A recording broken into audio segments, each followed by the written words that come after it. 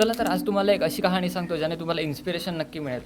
बाकी दुसऱ्यांना काय मिळेल ते मला माहीत नाही आहे. तर गोष्ट आहे रविवारची, जेव्हा मी सातपाटीला मच्छी घेण्यासाठी गेलेलो. पहाटे उठून 5:30ला मी पोचलो तिथे आणि मार्केटमध्ये पोचल्यानंतर मला कळलं की मच्छी मार्केट पूर्ण रिकामी आहे. मच्छी पण नाही आहे, काहीच नाही आहे. सगळं मार्केट रिकामी होतं. थोडीफार मच्छी मिळाली, ती पण दुसऱ्या गावातून आलेली होती. तर ॲक्च्युअलमध्ये झालं आहे काय की यंदा पावसामुळे आहे ना मच्छीमार लोकांना खूप मोठा फटका बसलेला आहे. ना मच्छी येत आहे ना बोट घेऊन जाता येत आहे.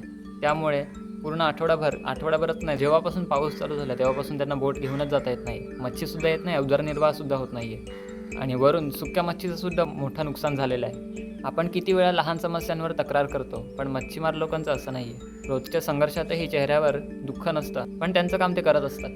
ना सरकारकडे ना मोठ्या कोणत्या नेत्याकडे कोणाकडेच मदत मागत नाही. फक्त त्यांचा विश्वास आहे तो स्वतःवर आणि समुद्रावर. ठाम विश्वास आहे की त्यांना तो पोचणारच आहे. आणि हा व्हिडिओ बनवण्याचा हेतू फक्त एकच आहे की मच्छीमार लोकांचं प्रोत्साहन वाढवणं आणि त्यातून प्रेरणा दुसऱ्यांना देणं. कारण हाच तो वर्ग आहे जो कोणाला काही मागत नाही, पण प्रत्येक पावसात नव्याने उभा राहतो. या व्हिडिओमुळे जर तुम्हाला थोडासा जरी विचार करायला लागला असेल तर कमेंटमध्ये मच्छीमारांसाठी एक पॉझिटिव्ह मेसेज सोडा आणि शेअर करा तुमच्या मच्छीमार मित्राला, कारण हीच ती खरी प्रेरणा आहे.